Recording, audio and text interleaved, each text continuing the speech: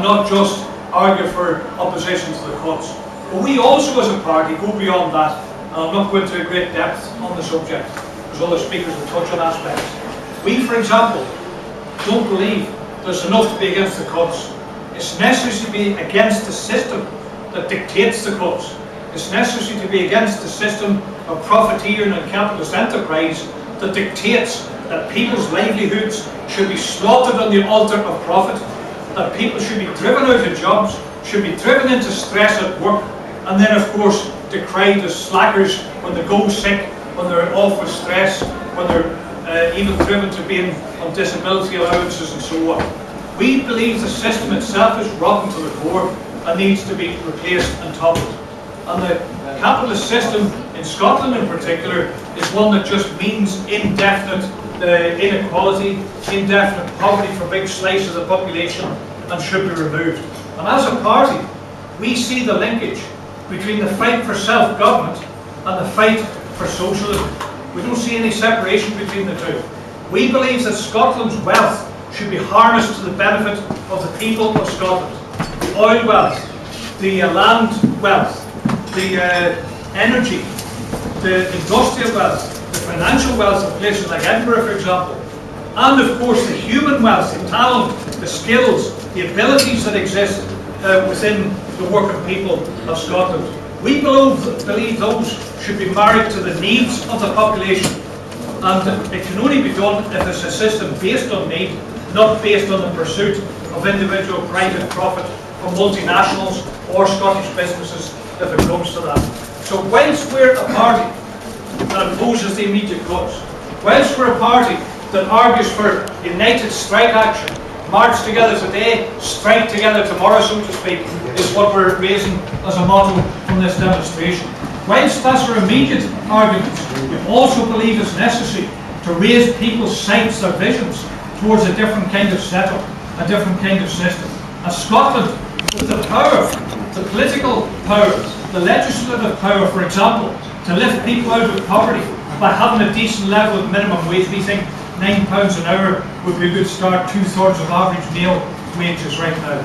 We believe that it should have the power to increase benefits and pensions as a first step by £50 a week, as a step towards a living income for everybody. We believe it should have the power to take energy, transport, oil, etc. into public ownership and use it for the benefit of the people and the planet that we live on. And we also believe that there should be powers such as scrapping all the anti-union laws residing in the Parliament in the Scottish Government, which is one of the many reasons we're pro-independence and always have been as a party. But it's also one of the reasons where we differ with the leadership of the SNP, where we believe in a socialist Scotland, an independent socialist Scotland, free, liberated from the coalition of cuts in Westminster, liberated from the clutches of the European Union that dictates privatisation, liberated from the clutches of the Bank of England or the Bank of Scotland, but also liberated from the clutches of the nuclear alliance, the military wing of capitalism known as NATO. We believe in an independent socialist Scotland that is free of those abominations and others that I've just made reference to. That's the kind of mission we have as a party. And what the other speakers are going to touch on is obviously specific aspects from their own work experience or whatever in their life. And as I said, we've plenty of chance for discussion as well. And that, in introducing the other speakers, hope that by listening to them, apart from whatever you've heard from me, by listening to them, that you'll draw the conclusion that if you're not already a member of the Scottish Socialist Party, that today you become one, as a means of a small, modest step towards building that independent socialist Scotland in the future, where the wealth that is aplenty can be used for the benefit of the millions and not the millionaires who currently hold the purse strings and own ownership of the fabulous wealth of this society. So that's my tuppence worth on the subject of the meeting. And the next speaker I'm going to introduce is one of the leading kind of rank and file officials of the Civil Service Union, the PCS, a union that's been in the forefront of the battles, who actually share our desire for turning marches into joint strike actions with other unions, and also has a lot of socialist policies adopted at this conference. including through the influence of SSP members, I have to say. So the next speaker, like I said, is Gerry McMahon from the DWP in Glasgow and on the Scottish Committee of the Civil Service Union PCS.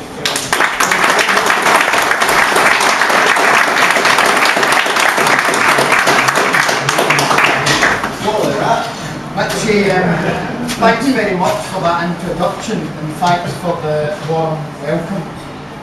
Brothers and sisters, I think first of all, the first thing I would want to say is, I think as a lifelong trade unionist, it's always very heartwarming when you arrive at George Square and you see such a big turnout of human beings that are trade unionists. And I think most trade unionists have got the right values. They've got a vision of a better, fairer society. And to see so many people marching on an autumn day, I think tells you, you know, that the cuts programme of this condemned coalition is now beginning to wreak havoc, not only in Scotland but across the whole of the UK.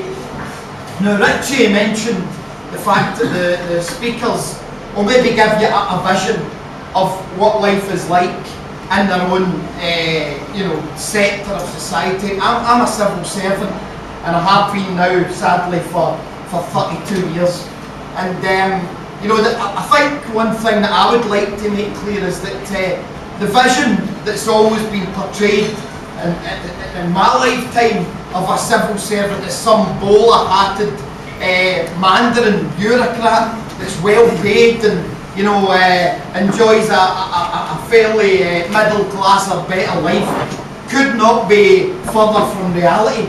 And I think another fact that should also be made crystal clear is this idea that the civil service is some nice neutral body and that they run the system on behalf of the people in a nice, fair and honest and open fashion also could not be further divorced from reality. And I mean, I think one simple example of that was drilled and explained to me in the early 80s when I worked in the DHSS at that time. It's now known as the Department of Work and Pensions. And the union produced figures to make the comparison between the number of people jailed for tax evasion and made the comparison between the number of people that were jailed for benefit fraud. And what it revealed at that time was that hardly anybody was jailed for tax evasion over a 12-month period, but literally hundreds of people would go to jail for, you know, fiddling the social, if you like. But the reality was that people would be facing jail terms for overpayments or benefits, for example, of maybe £1,000, £2,000, whereas those big individuals that might have literally been avoiding tens and hundreds of thousands of taxes were called in, have a cigar, and it was all resolved fairly amicably. And I think I could see at that point that really the civil service, by and large, does the work in behalf of the capitalist establishment. And in a sense, you know, 32 years on, that hasn't changed. And I think that you will now see is reflected in some of the policies that are going to now wreak havoc in ordinary working people over the next couple of years. And in the field of benefits, that's, you know, there's a terrifying situation beginning to develop, and that's where I work. You know, they've already announced that there's going to be a cut of £10 billion in the welfare state over the next couple of years. And that'll mean the poor and the vulnerable will suffer, being no doubt about that. But they're introducing, as of Monday of next week, a new sanctions regime. And the sanctions regime will be applied if the job centre feel that you're not doing enough to look for work. And whereas in the past, people could have their benefit docked for a fortnight if the advisor felt that you weren't doing enough, they've changed it. And it's going to be done in 3 stages. If you're not looking for work now from Monday, you'll be sanctioned from a minimum of 4 weeks. If you get caught again paying the same crime, that sanction will increase to 13 weeks. And if you're caught again you'll be sanctioned for 3 years. 156 weeks without benefit if the government effectively feel you're not doing enough to look for work. Now that's at a time when vacancies are an absolute minimum. Benefit levels are being cut on a systematic basis, and at the same time Job Centre Plus staff are being pressurised to make the very sanctions on the people that we serve every day. And I think that gives you a terrifying vision of what the future holds for people claiming benefit at the present time. Of course, they're also abolishing things like the social fund in April of next year. You might have heard of things like community care grants and crisis loans that would be paid out to people in hardship. They'll be abolished in April next year, and that work will be given to local authorities. But there's no indication at this stage how much money is going to be given to local authorities to administer a similar type of welfare scheme. And it could well be that a local authority will see paying hardship payments as pretty much a low priority, particularly at a time when the SNP government are butchering their own particular budgets. So on that score, it could mean that poorest people that might need essential items like beds, cookers, that sort of thing, that don't have the money to buy these things, might find it 100 times more difficult to get awards for that sort of thing. Now at the same time, we're trying to deliver a benefit system when the department is shedding staff on a dramatic basis. It's the same in places like the Inland Revenue and the Passport Service. Almost every area of the civil service is facing site closures. One of my colleagues, Michelle Muir here in Willie Telford, they work for the Department of Transport, and I think something like 38 offices are earmarked for closure in the very near future. So as far as the civil service is concerned, we face a very bleak future. Pay levels are also being cut dramatically. So that gives you just a glimpse into what's happening inside the civil service. And I think when you look at that, it's absolutely no surprise that when the unions called United Strike Action on the 30th of November 2010, 25 different unions were organised, 2 million people took to the streets, and what was a massive public sector strike, a huge show of strength. And I think the 25 unions coming together showed precisely what is possible in terms of building a united coalition against this austerity government.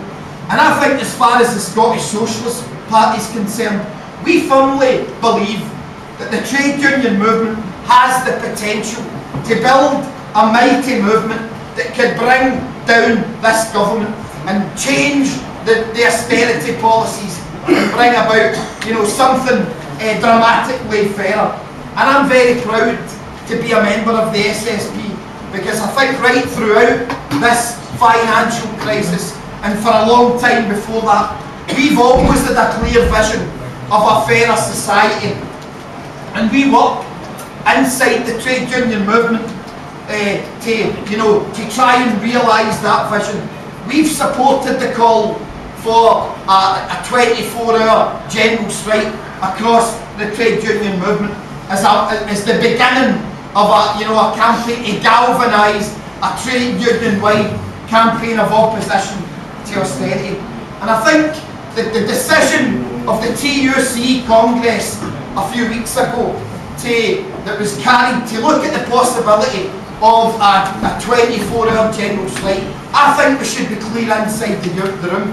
That was an absolutely momentous decision, because I remember 4 or 5 years ago, PCS were trying to argue inside the trade union movement for a union-wide campaign of opposition to privatisation, for example, and they could not get a single seconder inside that room.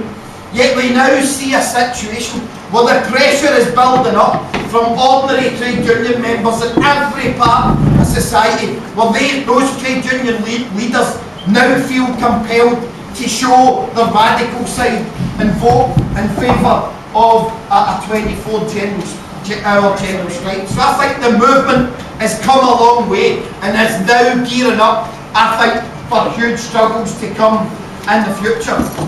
And I think another momentous decision was reached this week, and that was the decision reached that we would definitely be having a single question vote in the independence referendum in autumn 2014.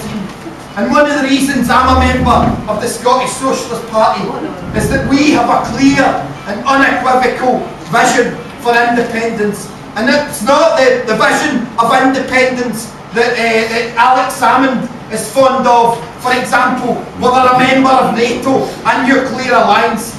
And it's not a vision of independence where we have the interest rates dictated to incredibly by the Bank of England. We have a totally different vision of independence where the key powers are in the hands of the Scottish people. And we are absolutely clear that the SNP vision for independence will not inspire the Scottish people to vote for independence. And I think as far as the Scottish Socialist Party is concerned, we want to see a fairer, more equal society where the wealth that's generated in Scotland can be used to end poverty and hardship and build a humane society, a society that cares for the environment and looks after the planet, gives ordinary people a decent rate of pay, gives everybody that needs a home that's free of dampness and provides the basic necessities. And that's the vision that we will be putting forward over the next 18 months or so on. We want to push the trade union movement. Every trade union in Scotland and the UK, we believe, should be campaigning for a yes vote in the independence referendum in 2014. And I think that is a clear, honest vision. And I think if you support our vision, you should join the Scottish Socialist Party. We want to build a mighty trade union movement that will bring an end to austerity. But we want a clear socialist vision being set out to the Scottish people in the referendum in 2014. Join the Scottish Socialist Party. Play your part inside your own trade union and join us in building a mighty movement for a yes vote in 2014 and build a fairer and socialist society. Thank you.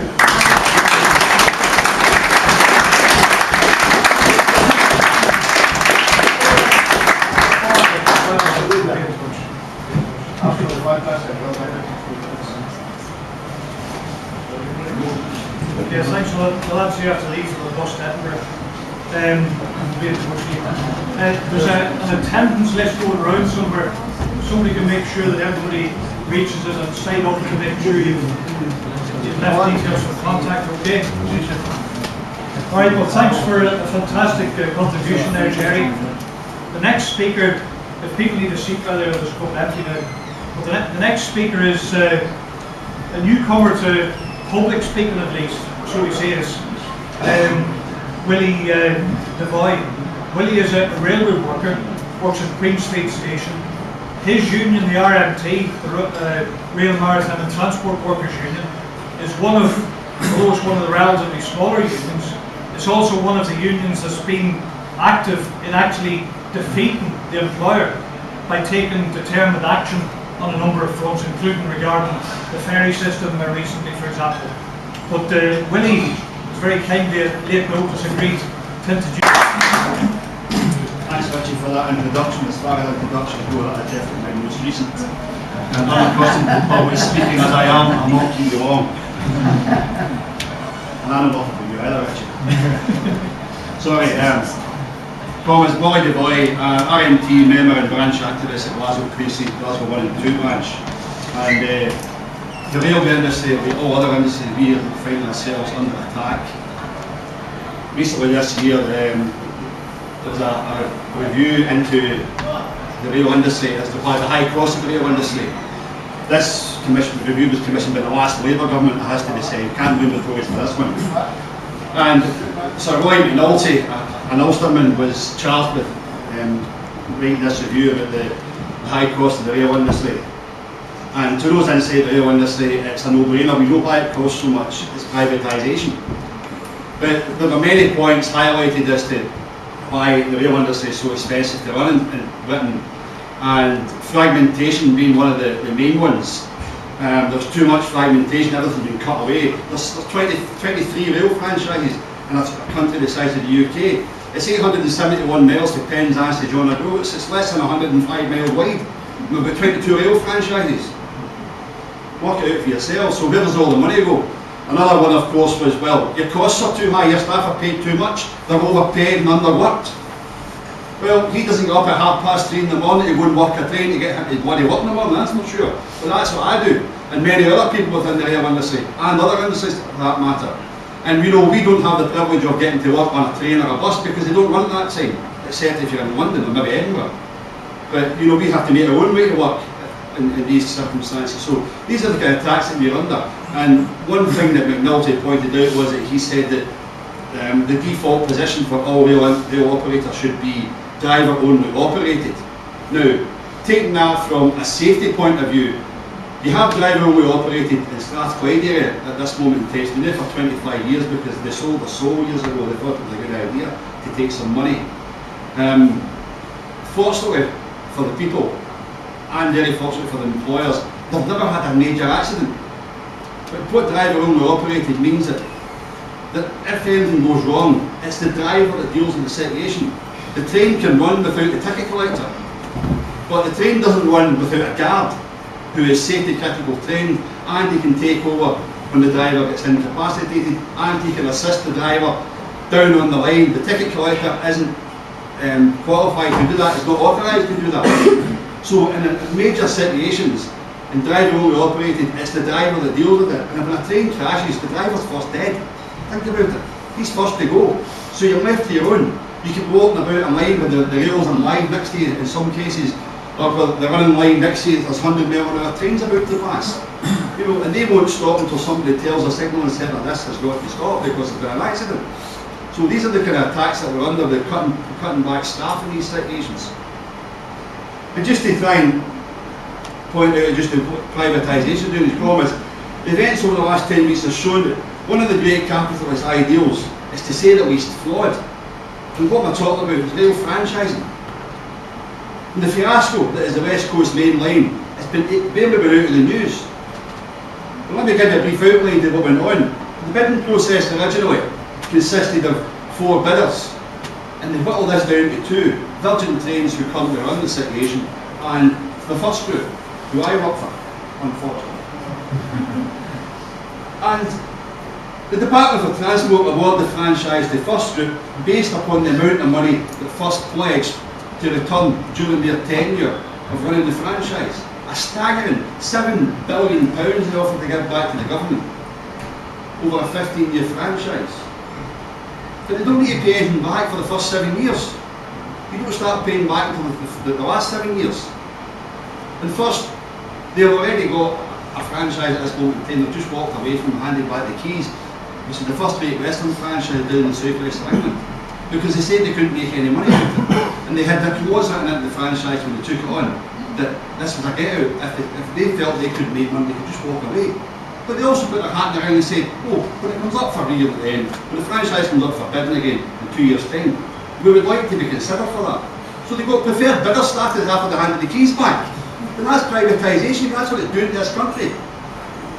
Anyway, Virgin take the hump, claiming that the figures are unrealistic, and threatened to take the government to court. The Transport Secretary who awarded the franchise to First Group, she gets moved during a cabinet reshuffle to another department. And then the current Transport Secretary, he comes along and announces that the contract awarded to First has been cancelled, and all future rail franchise bidding is now put on hold until further notice. And then a row breaks out about who's going to run the franchise from the December the 9th deadline. So this week the Department of Transport announced they've asked Virgin if they'll stay on until next September. Possibly it's illegal. There's already a challenge through Europe about it. Anyway, it doesn't end there. So what they're going to do after September next year is they're going to be taking bids from people to run the franchise for 2 years. And then after that 2-year period, they will award the 15-year franchise once again. It's going to take 3 years to sort out this debacle. The process is virtually in meltdown. When Labour came to power in 1997 with a manifesto pledge to halt the rail privatisation and return the railways back to public ownership. When the SNP gained control of Holyrood, this was also in their manifesto. Indeed, Alex Salmon told me personally, earlier this year when we sat next to each other at dinner, that the SNP were still committed to taking the railway back into public ownership. He says, but unfortunately, he says, that requires an Act of Parliament. Comrades, we could quite easily get an Act of Parliament passed in the time it's going to take them to sort out this debacle for the West Coast Main Line and put railways back into public ownership.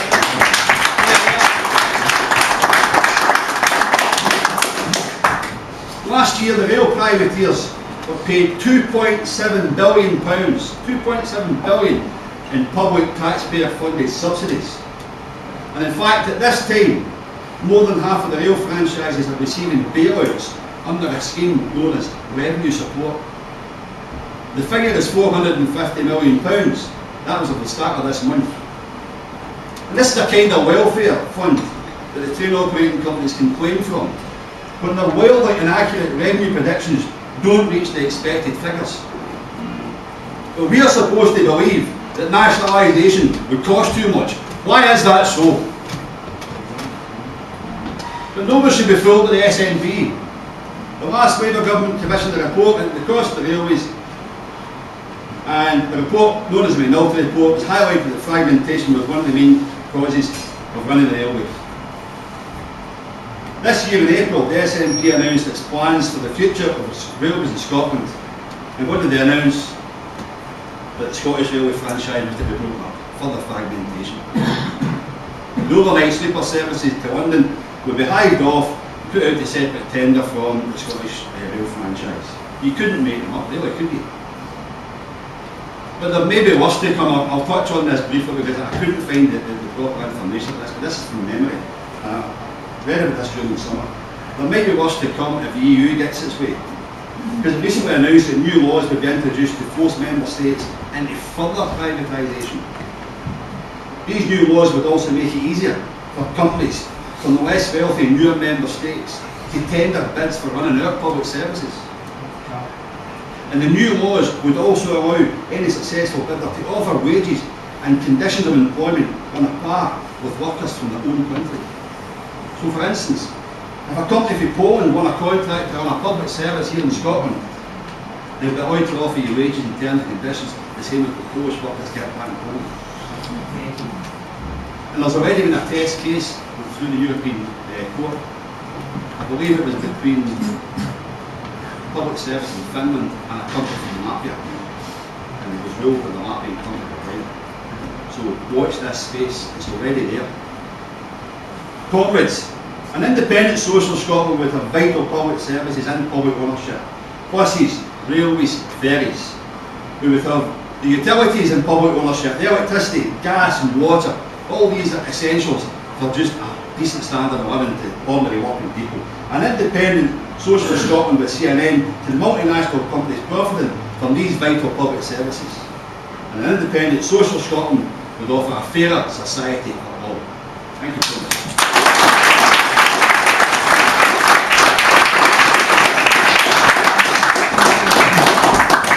Thanks very much for a really telling and informative contribution. Certainly will be your last public speech in rubbish. The final of the introductory speech is from somebody who's prominent in Unison, one of the biggest unions in the country. That's Colin Turbett, who's the chairperson of North Ayrshire Unison, local government branch. Now Unison is a huge force. It embraces health service, local government, water authority, I think police, civil, in some cases civilian staff for the police and various other sections, and it's sectors of the gas, electricity and so on. It's a union with mighty potential. It's also, I have to say, of course I can say this openly, it's a union with a top leader in the form of Dave Prentice, who as far as I'm concerned is the biggest fake in the national leadership of the trade union movement. He makes radical speeches either at the TUC or Unison conference once a year, even waxes lyrical about generous strikes, maybe just as lyrical as I was at the very start of this meeting, with the idea of a one-day generous strike and so on, and then does his damnedest to prevent it happening. That's the kind of leadership that is suffered at the very pinnacle of many of the unions, including Unison. But thankfully, there's socialists in the roots of that union battling away to try to organise and assist the members to fight back in a genuine fashion. And one of those is Colin. So a big hand for Colin Turbett.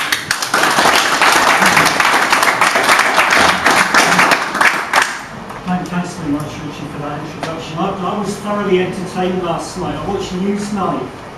And on Newsnight last week there was a debate about how it is that Tories can get away with riding on a train in a first-class carriage when they've only paid a second-class ticket, or swearing at police officers and not getting lifted and jailed for months on end, which most of us would expect to happen if we behave like that. And to defend the Tory point of view was a guy called Owen Rees-Mogg.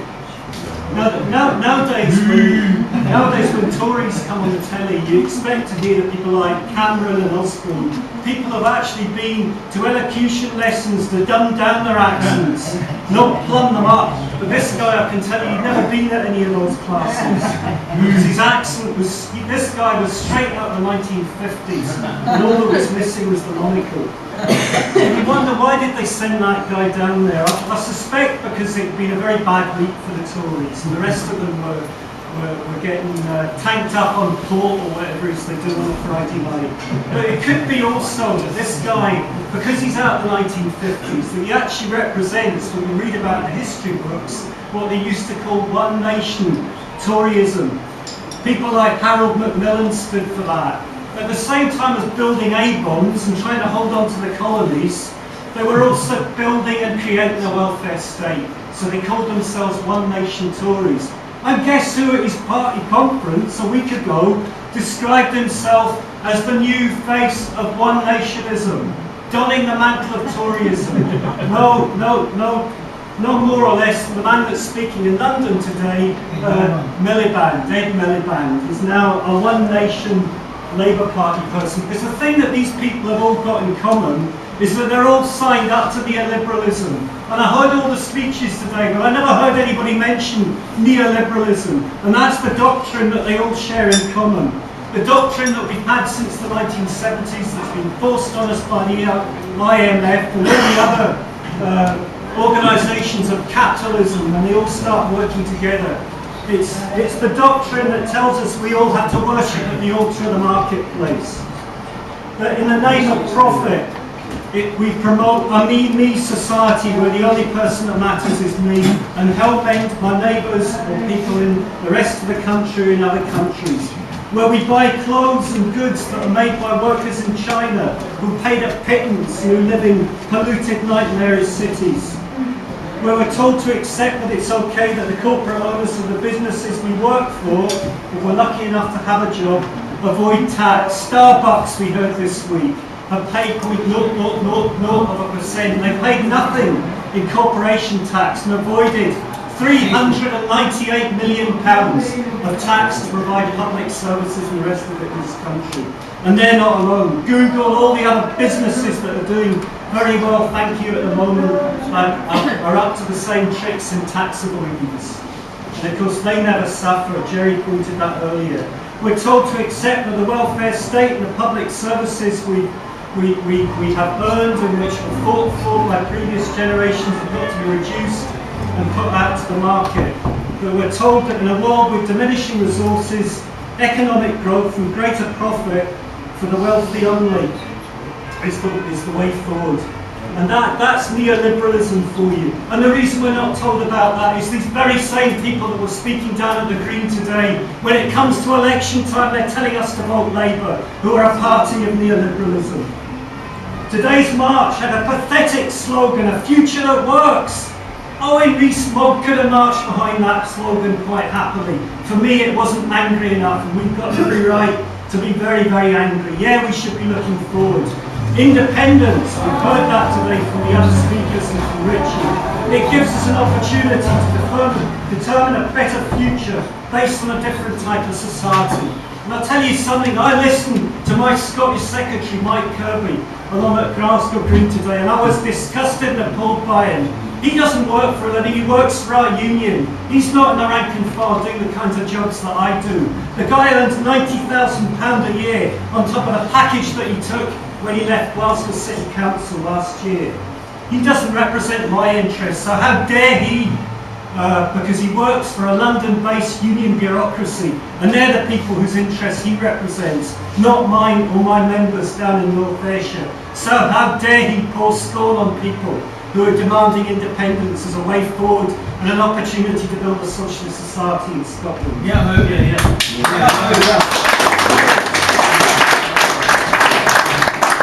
Say something about the SNP, because we stand for a yes vote, but we're certainly not in line with the SNP. They're a party of no principle, and we saw that last night. No doubt Colin, who's at the back here, who sat in on the debate yesterday, may want to say something about that. But they've ditched that principle about NATO. I can tell you something about their principles at a local level, because down in North Ayrshire, as in many other councils that used to be Labour dominated, in the west of Scotland, we now have an SNP-led council. Well, I'll tell you, there's not a lot of difference. It's business as usual. We're told to sign up, the workforce are constantly told that we need to sign up to agenda with a sexy title of change. Change and efficiency in order that we can provide better public services. Change, colleagues, is a euphemism for cuts and privatisation. Efficiency is the euphemism for privatisation. That's what we've got to look forward to. We are constantly in representing our members who are getting hammered every day with the threat of losing their jobs. Now, in our authority, not that we're any different from anybody else, you can actually find yourself facing the sack, the sickness absence, after 22 days off on the sick. You can find yourself getting a job. It's absolutely appalling.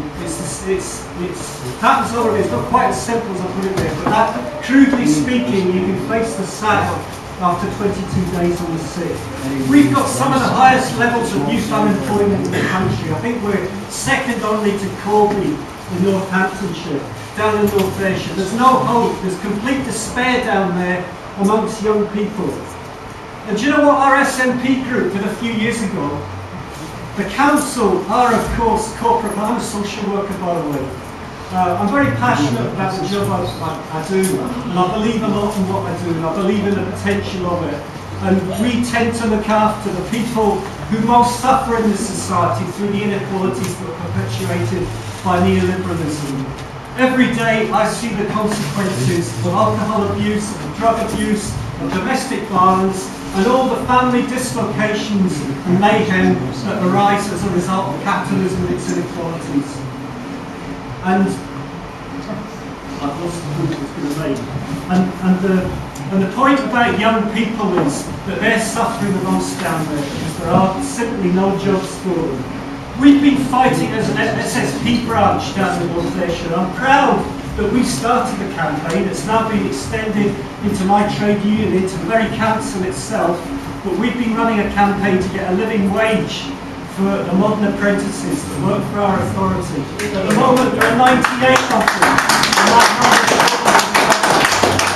They earn the princely sum of £2.65 an hour. Rubbish. They got a pay rise. I never got that pay rise for the last several years. They got a pay rise this month of 5 pence an hour. It went up from 270 to 600. Absolutely disgusting. Labour started that. The SNP showed every sign of continuing it. So we're trying to campaign to get that changed. The SNP in our area, this is the story I was going to tell a few minutes ago. They are corporate parents to children who are looked after and accommodated, to children who have no families of their own. Several years ago, the council got money to build a centre where these young people could go and acquire the skills for independent living. This was in the middle of Irving. The SNP councillor, whose house is almost next door, got wind of this and stirred stirred up a local campaign to prevent these young people taking advantage of this beautiful new centre on the basis that they were drug addicts, they were hooligans, they bring crime and mayhem to the streets around where he lived, and he and his neighbours didn't want that. So the very young people for whom they were parents of, they were prepared to shit all over them. And that's how unprincipled these people are. They have no principles. They'll move about all over the place if they think it will win them a vote. So we certainly should have no truck with them when it comes to building our own version of independence. Yes, we'll sit alongside them in yes campaigns, but yes, we will also build for radical independent alternatives, because that's what we need. This should not be about swapping a Union Jack for a Saltire. This should be about building a socialist future for our children so that they don't have to suffer the levels of joblessness and despair that we're encountering at the moment.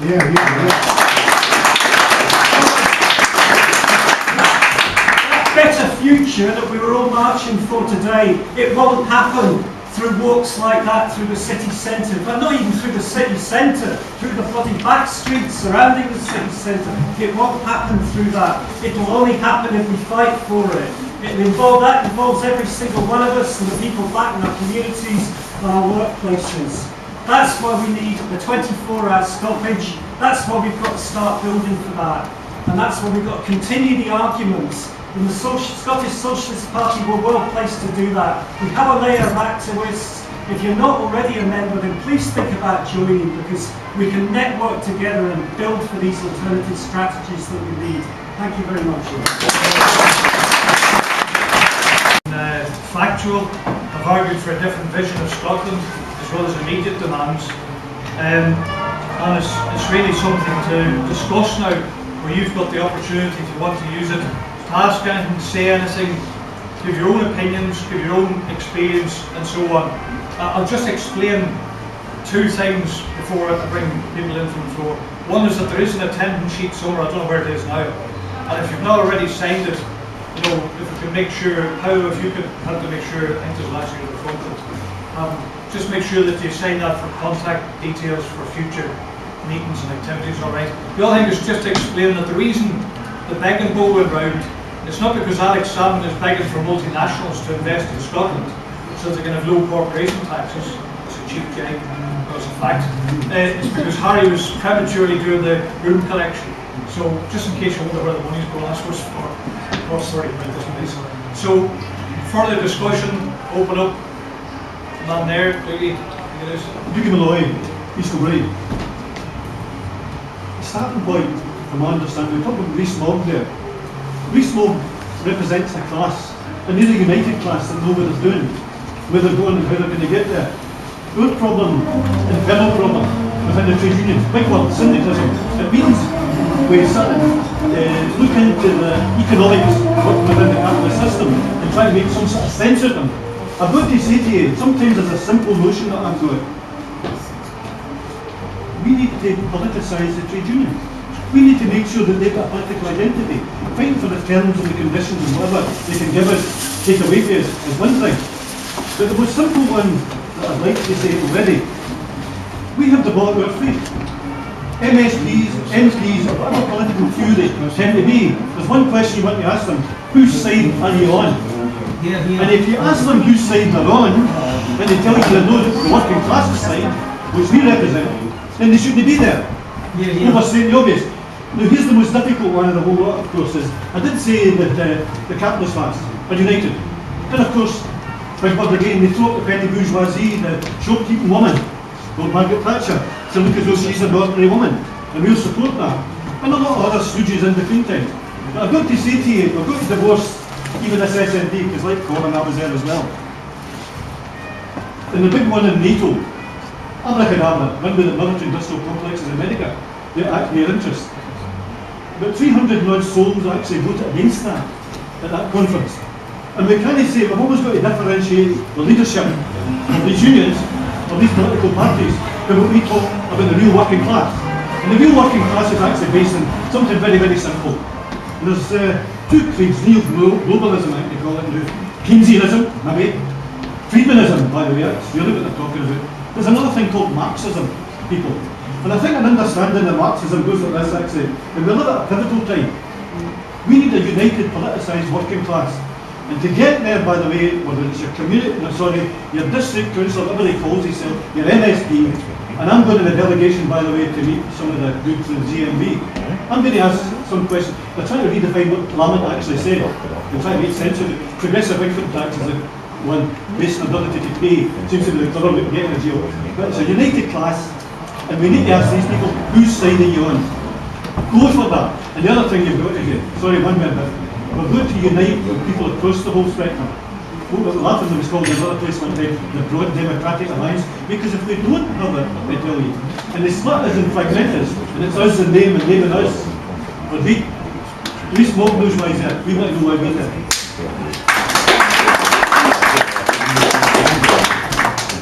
Rosemary, I think it is.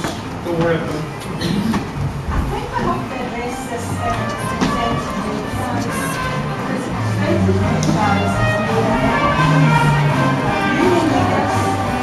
very, very wealthy. Some of them are selling houses and make fantastic profits. And I think we should have as the executives of all the left parties should meet, get together, and the way we do the Yes campaign for independence, we should have a campaign to bring their wages back to near where ordinary people are, so that people are moving into that for a good job, a good wage. They're into it because they are happy with something they want to do for people. And we keep ignoring this. And we've got union leaders who are not making any decisions because they're sitting quite comfortably, thank you. And we've got MSPs and MPs who are doing the same. So I think that has to be addressed. And every time I bring this up, people say, oh, that's right. But I never hear anything more about it. They are far too well paid. And how can they possibly understand how somebody in 12, 13, 14,000 is managing to live? So I think executives of left parties should make a point of getting together, getting the differences and other things, and get one or two points that need to be addressed and making a campaign out.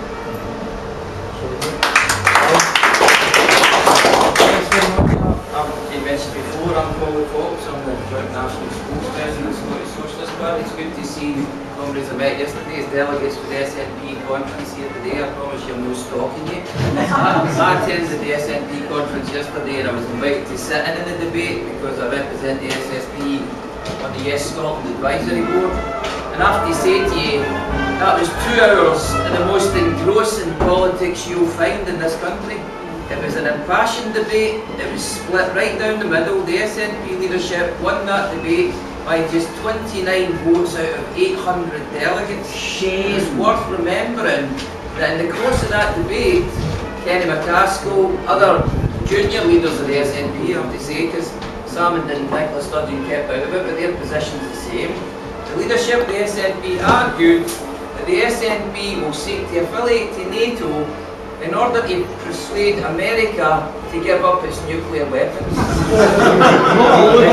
My attitude is, good luck with that strategy, Father Ted. Quite frankly, you may as well, as one of the delegates said, you may as well try to persuade the Labour Party or persuade people to join the Labour Party and persuade Labour to support independence, and indeed you probably have far more success in that regard. And I think what's important to recognise here is yesterday was yet another illustration, should you need it, of the Scottish National Party moving further to the right. The Scottish National Party is a neoliberal party. The Scottish National Party, as you know, is in favour of keeping the Queen, keeping NATO, keeping the monarchy, keeping the pound, keeping billionaires on track and keeping company with Rupert Murdoch. And the Scottish Socialist Party, in the past 12 years, perhaps the most famous poster we ever produced was a poster you might remember as a picture of Thatcher becoming a picture of Tony Blair. And our intention is to produce a new poster, a new equivalent, 2012, a picture of Tony Blair who transmogrifies, if that's even an English word, into Alex Salmond. Because what we see here is Alex Salmond is in the same path and journey. Tony Blair, neoliberal. Tony Blair, warmongering. Tony Blair, NATO, took his country to war. Tony Blair, the modern incarnation of Alex Salmond. And I was 5:30 last night, standing with other SSP comrades, as SNP delegates came out of that meeting, clearly those 365 who voted against the leadership, and in front of my feet, tore up their party card and threw it on the ground. At least 6 people that happened to me with, who said, that's it, the SNP can be part of NATO if they want. I don't want it, and I don't want to be part of a party that joins NATO. And since the independence demonstration in Edinburgh, barely a month ago, the Scottish Socialist Party has had 58 applications to join the party in the month since then. Because after yesterday, we're likely to see, I would conservatively suggest, at least another 58 saying I'm not being part of a party that wants to sit at the same table with 28 warmongers and be lectured by Kenny McCaskill, that former left-winger, former leader of the anti-poll tax struggle in Scotland, say that the SNP is no longer a party of protest. His words, not mine. The SNP is no longer a party of protest. The SNP is a party of power. And my friends were saying that journey, 100, 200 years, leaders of protest movements who forget the movement that they're leading, the protest that they're part of, desperate to sit at the boss's table. And that's what we're seeing. And I have to say to you, this is an exciting time to be part of the Scottish Socialist Party. Maybe it's been a wee while since we had exciting times, but by Christ, this is one of them. It's an exciting time to support an independent socialist Scotland, because where do we stand? Yesterday, we're outside the SNP conference watching them move to the right. Today, we're at an STUC demonstration. Next day is who's in the banner? Who was in that demonstration today? Joanne Lamont? Douglas Alexander? Did you see them? And this is the conundrum the Labour movement in Scotland faces. You can't have Douglas Alexander and Joanne Lamont in that demonstration today, and have those speeches on that platform saying what they are, and reconcile these two things. You have to make a choice. And here's the point I'd leave you before I get the bus to Edinburgh. The SNP moving to the right. The Labour Party moving to the right. Working people in this country? Correct. The worst recession in 80 years. Fuel poverty in this city, 1 in 3 families can't afford gas and electricity bills. Working class people in this city, in this country, are moving to the left, and they don't need the SNP, and they don't need the Labour Party, they need the Scottish Socialist Party.